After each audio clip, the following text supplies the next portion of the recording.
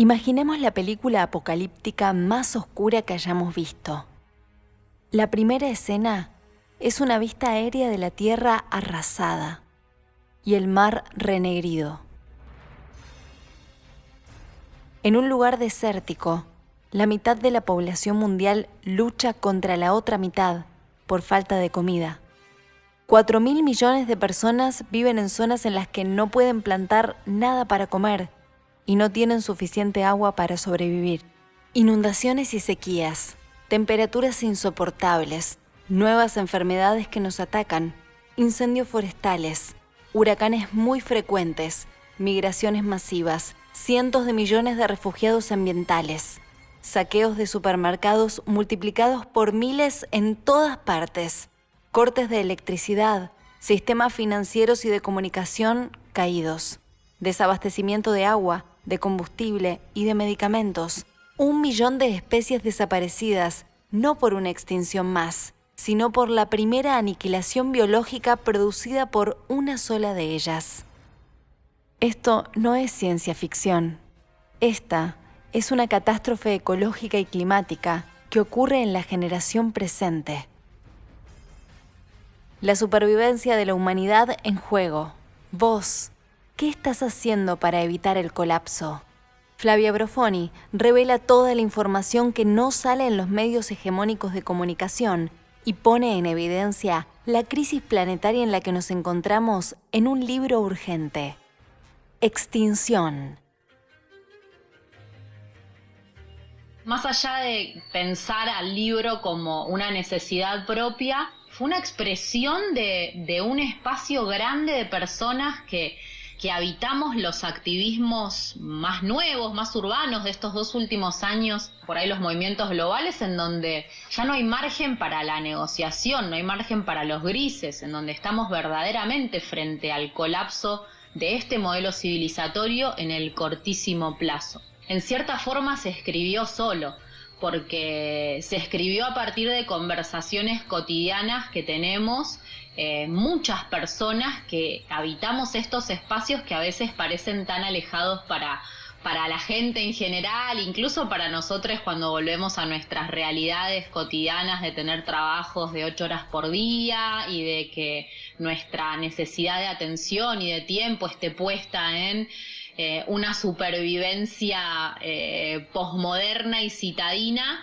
que nos lleva a priorizar otras cosas en un momento en donde además todo invisibiliza el punto crítico en el que nos encontramos. Y lo invisibiliza no solamente distrayéndonos, sino adrede ocultando información, ¿no? Incluso desde los espacios más conservadores, de los ambientalismos, que son espacios en los que yo también estuve, ante información tan terrible nos sale autocensurarnos con narrativas más amigables, sin decir estas palabras. Por eso un poco el nombre del libro también era el desafío de saber que iba a ser incómodo, que iba a ser rechazado por un montón de personas, y me incluyo, que activamos mecanismos de negación psicológicos inmediatamente cuando estamos frente a un diagnóstico que cuestiona nuestra propia finitud, ¿no? Esta es la 5ª temporada de No Ficción, y en este episodio, Flavia Brofoni nos propone indagar sobre qué hay detrás de esta crisis planetaria, desde las estrategias políticas y el agronegocio hasta las formas de consumo que nos parecen naturales. El desafío, dar lugar a la incomodidad y comenzar a actuar. Antes de empezar, queremos hacer una breve aclaración. Este episodio fue grabado en casa para proteger la seguridad del autor y del equipo de producción de No Ficción. Por ello, esperamos sepan disculpar si se cuela algún sonido ambiente. Vení, pasá. Esto es No Ficción, el podcast de libros de Penguin Random House Grupo Editorial. Gracias por acompañarnos. En No Ficción leemos con vos. Te invitamos a descubrir nuevos mundos. Un viaje sin escalas de la mano de los autores más reconocidos.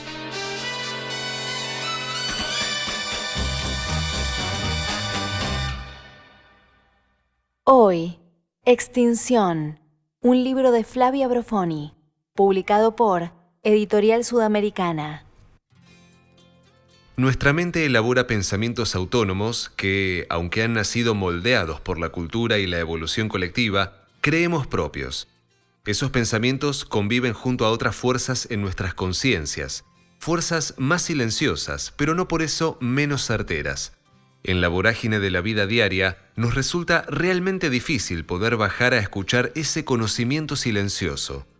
En la puja de pensamientos contra intuiciones, la tentación es sepultar cualquier pista que nos sugiera que no tenemos que quedarnos con lo que parece en la superficie real. El esfuerzo que nos lleva a profundizar la sensación de incomodidad permanente es mucho más fuerte y nos susurra al oído: hay algo funcionando muy mal en el mundo. Yo creo que en este lapso histórico y muy fuertemente en el post-Segunda Guerra Mundial, en donde el capitalismo tomó visos que eran insospechados en términos de hegemonía, y por eso cuando hablo de capitalismo no me estoy refiriendo a profundizar en lo que implica en términos ideológicos, sino simplemente al haber organizado nuestras sociedades y nuestra economía alrededor de la reproducción indefinida y limitada de la riqueza material.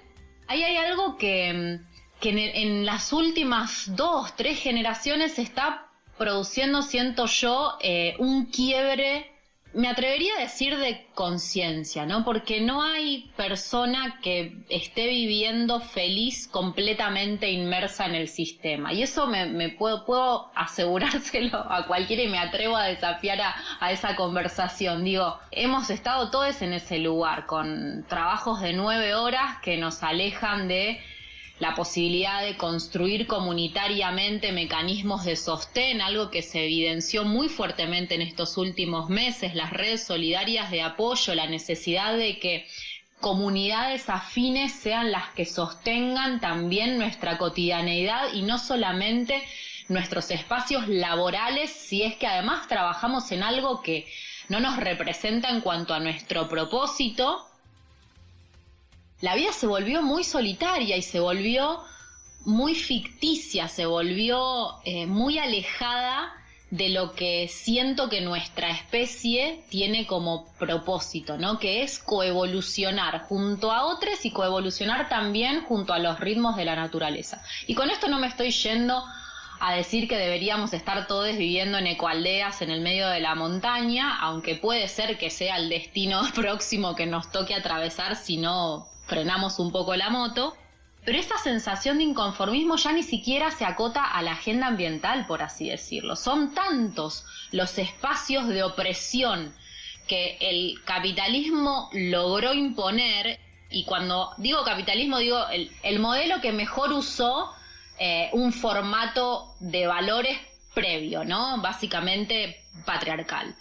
Es el sistema económico que mejor supo aprovechar valores que ya estaban instalados en las sociedades occidentales, sobre todo durante los últimos 5 siglos, en donde en simultáneo se aniquiló la sabiduría ancestral de las regiones colonizadas, y se aniquiló también a quienes eran poseedoras de otros conocimientos en la Europa premedieval, digo, las brujas y las mujeres que habían conservado saberes ancestrales que creaban comunidad. Y esa sensación de incomodidad, no hay nadie que la niegue, ¿no? No hay nadie que te diga, ok, yo estoy plenamente feliz viviendo como vivo, sin involucrarme en ninguna causa porque eso no es necesario, haciendo la vista gorda a lo que sucede por fuera de mi núcleo familiar, y así estoy bien.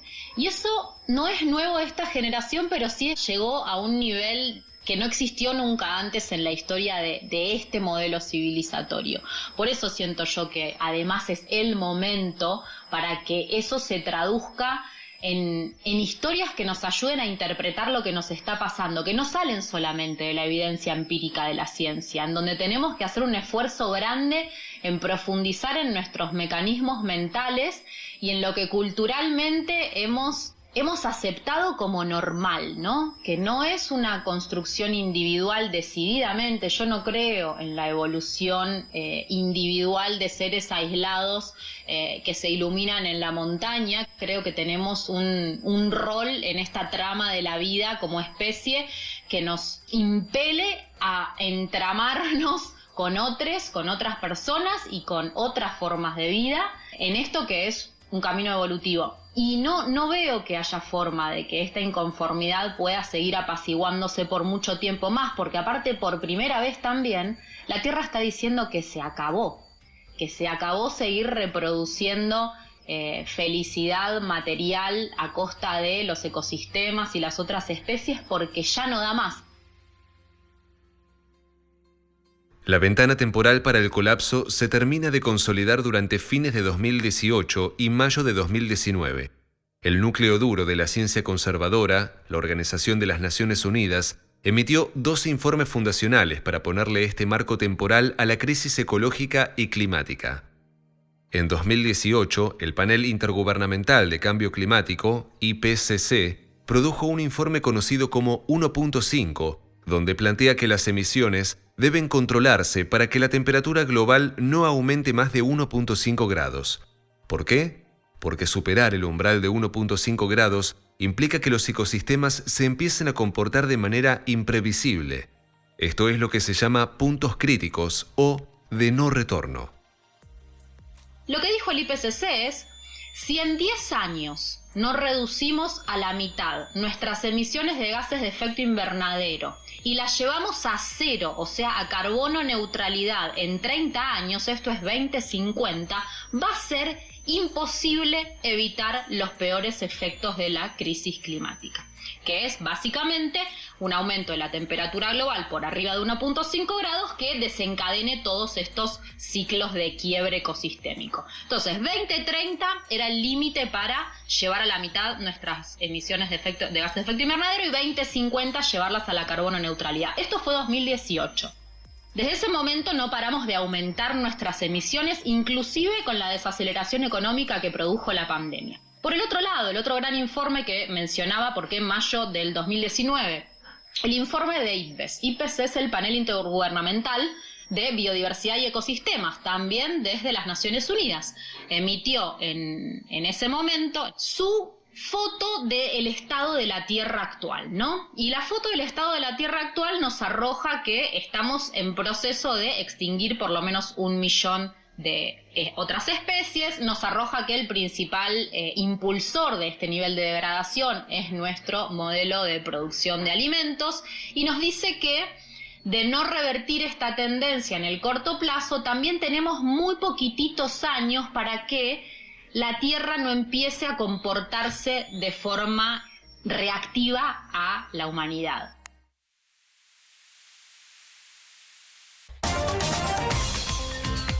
Que la Argentina realmente necesite de divisas para pagar deuda, para poder tener inversión, para poder tener espalda en un Estado que va a necesitar poner mucho dinero en la economía, no es una novedad. Lo que sí empezamos a ver es otro loop, esos temas que se vuelven a repetir una y otra vez, que es el no crecimiento del sector agroexportador. ¿Por qué? Porque también es una de las herramientas que tenemos para obtener dólares. Al hacerlo crecer sería mejor para nuestra economía. Facu nos trae este tema hoy para hacernos entender un poco de qué se trata. Así es, Diana, tratar de entender que hay una posibilidad de seguir desarrollando, sin dudas, el sector más competitivo de la economía argentina, que tiene que ver con el agro. A propósito de eso, hubo una polémica en las últimas semanas sobre la posibilidad de que China invierta en la Argentina en desarrollar granjas porcinas. Estamos en contra del acuerdo que va a ser inminentemente firmado entre el gobierno de Argentina y el gobierno de China para la instalación de granjas industriales porcinas para China en territorio de la nación. ¿Por qué? Porque en el año 2019-2018 se produjo en China la peste porcina africana que produjo la muerte de millones y millones de cerdos que iban a ser destinados para el consumo, siendo asesinados, quemados vivos y enterrados vivos. ¿Para qué? Para que no se produzca la propagación de ese virus. ¿Argentina se va a transformar en la próxima factoría de cerdos para China? Bueno, ¿a qué viene esto? En el mes de mayo se realizó en la UCA una charla donde se abordó el tema del campo y las posibilidades de la economía post-pandemia.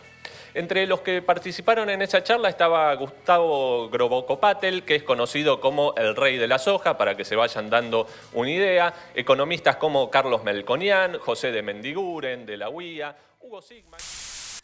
El presidente anunció que se iba a avanzar con este acuerdo. Megagranjas industriales de producción de cerdos a gran escala con 12.000 madres reproductoras por galpón para llenar un vacío en el mercado de lo que denomina la industria proteína animal en China, que se vio diezmado desde el 2018 a la fecha por un emergente pandémico, por la gripe porcina africana. La gripe porcina africana emerge en China, en las poblaciones de cerdos industrializados, se empieza a expandir de forma muy rápida durante el año pasado y China sale a buscar la forma de desterritorializar este problema, que es básicamente tener todas las condiciones dadas en su territorio para un nuevo brote pandémico diferente.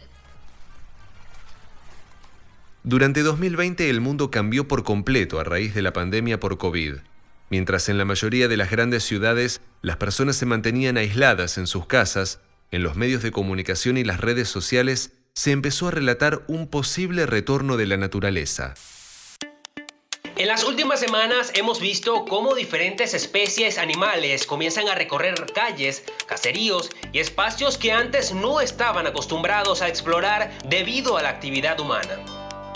Numerosos han sido los países que han decretado cuarentena como medida para evitar la propagación del nuevo coronavirus, por lo que ante la soledad que se registra en las ciudades, la fauna se ha atrevido a pisar nuevos lugares que le pertenecen, pero que no conocían.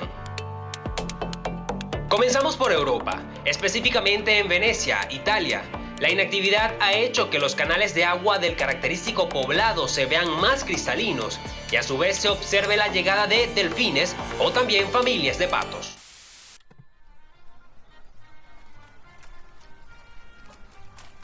Bueno, lo que la pandemia generó, sobre todo durante los primeros meses de aislamiento social obligatorio, incluso antes de que llegara a Argentina la necesidad de bajar, nos ilusionó a todos, ¿no? Yo también caí en esa al principio, porque realmente ver que el mundo estaba parando la pelota, que los gobiernos reaccionaban ante una emergencia de forma, más allá de las críticas, coordinada a nivel global. Digo, una forma de actuar frente a una amenaza común, sin miramientos sobre lo que se perdía desde lo económico. Estoy hablando de la primer percepción, ¿no? Yo hoy creo otra cosa, pero era lo que al principio se veía, ¿no? Que existía la posibilidad de que incluso nuestra exigencia, y cuando digo nuestra exigencia estoy hablando de quienes demandamos que la crisis ecológica y climática se atienda como lo que es, la emergencia más enorme a la que se enfrentó la humanidad. De repente aparece un virus invisible con una tasa de mortandad baja para los niveles de enfermedades pandémicas que conocemos, pero que frente a eso separa la economía del mundo. Nos organizamos y nos ponemos de acuerdo en que hay que solidarizarnos con quienes tienen más posibilidades de contraer el virus y que en muchos casos son las personas más vulnerables. Nos quedamos en nuestras casas, cambiamos radicalmente nuestra forma de vida de un día para el otro. Y eso lo que produjo, sobre todo en las grandes ciudades con mucho movimiento, es la ilusión del retorno de la naturaleza, ¿no? Le llamo yo hoy. Esto de los delfines en Venecia, de los monos en otra ciudad.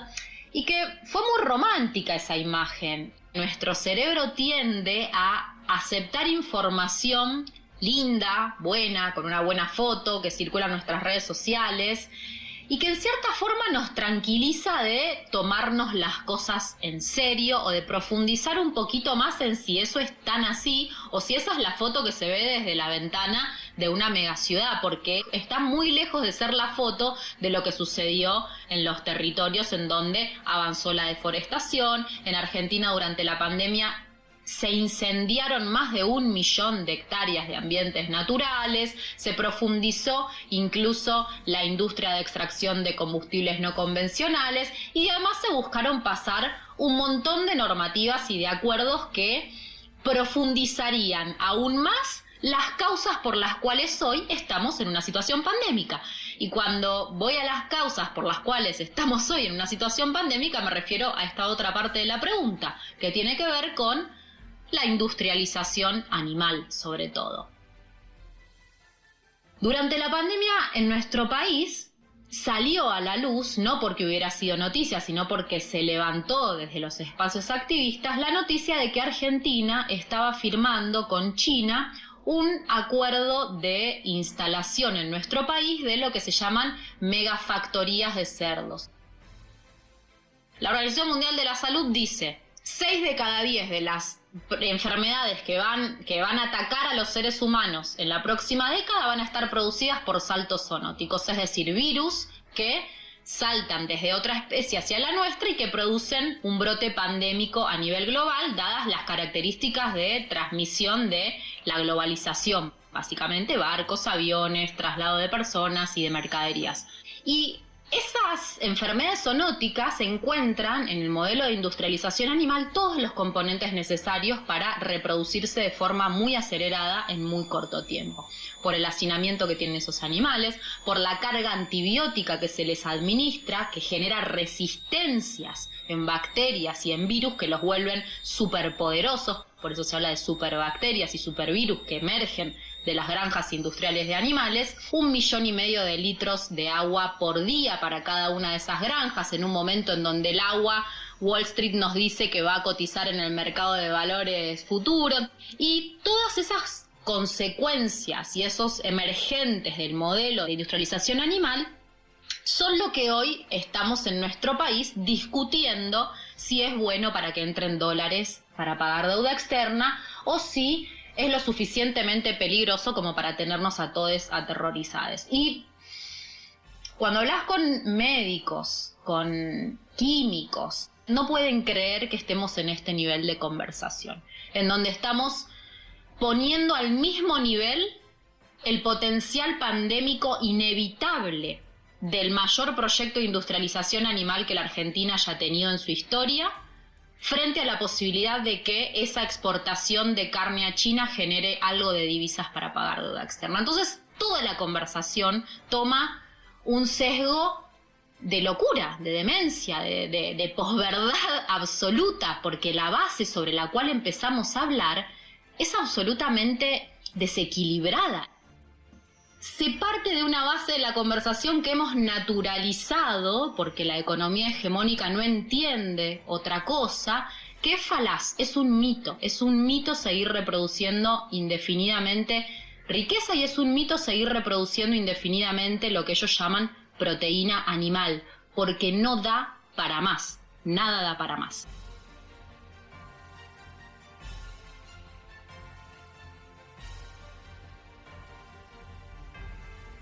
La situación es grave y urgente. Frente a las decisiones de los gobiernos que mantienen los sistemas económicos e industriales sin cambios, a pesar de la degradación del planeta, los activismos proponen transformaciones para sobrevivir. El ecologismo lo que se cuestiona es la base misma de este sistema de producción y consumo. Lo que se cuestiona es la imposibilidad fáctica de seguir creciendo económicamente y reproduciendo riqueza material dentro de límites geofísicos que están determinados por la propia Tierra, por el propio planeta que habitamos. No hay forma de que esa curva ascendente de crecimiento del PBI conviva con la circularidad de una nave que navega de forma solitaria en el universo y que tiene que autorregenerarse todo el tiempo para poder seguir sosteniendo la vida sobre la Tierra.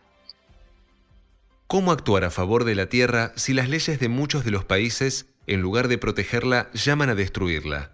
¿Cuál es la solución?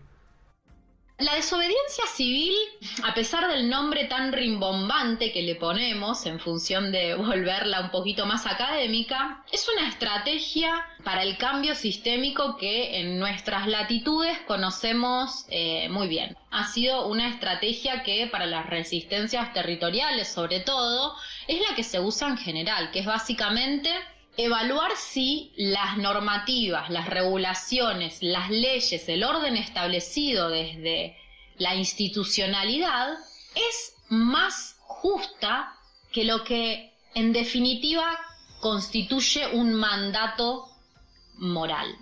Y no me quiero meter con esto en hablar de ética, estoy hablando de un mandato moral en función de justicia e injusticia, tomando esta base que mencionaba recién que tiene el ecologismo.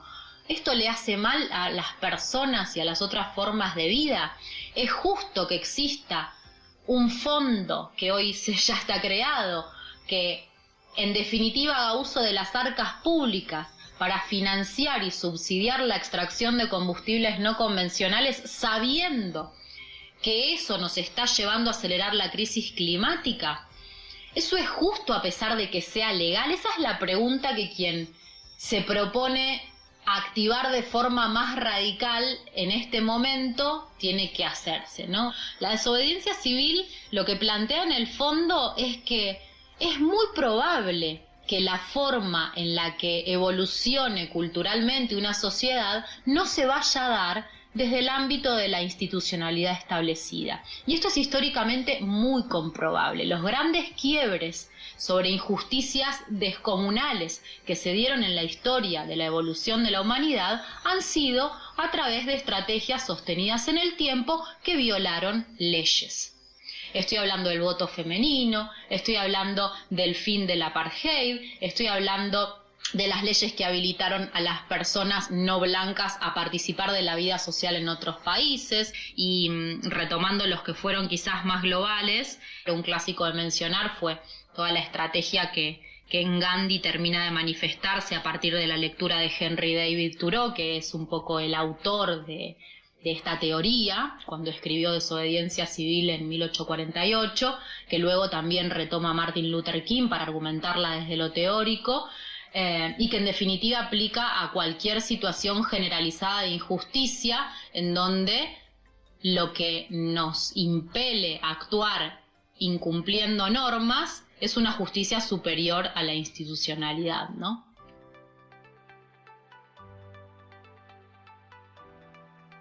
Lo que a mí más me resuena en estos tiempos, asumir que no somos seres que podemos desentendernos de lo que nos pasa alrededor, y que esta insatisfacción ontológica de la que hablábamos al principio tiene mucho que ver con que se nos haya dicho que podemos realizar nuestro propósito más allá de todo. Y yo no creo que podamos realizarnos como personas ni realizar nuestro propósito si eso que sabemos hacer bien no se cruza con algo que necesita el mundo.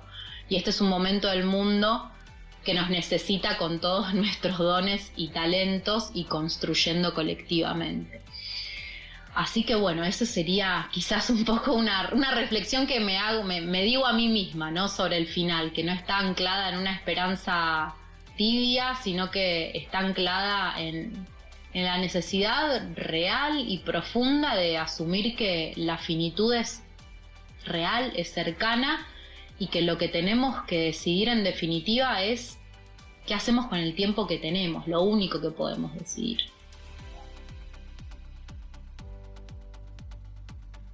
Flavia Brofoni es politóloga y activista. Se especializó en ecología política, relaciones internacionales, gestión ambiental, planificación participativa y desarrollo regenerativo. Es cofundadora del movimiento de desobediencia civil pacífica, Rebelión o Extinción.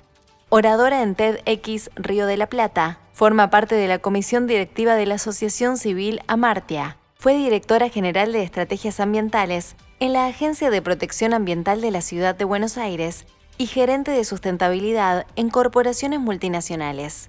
Integró la junta directiva del Foro de Ecología Política Los Verdes.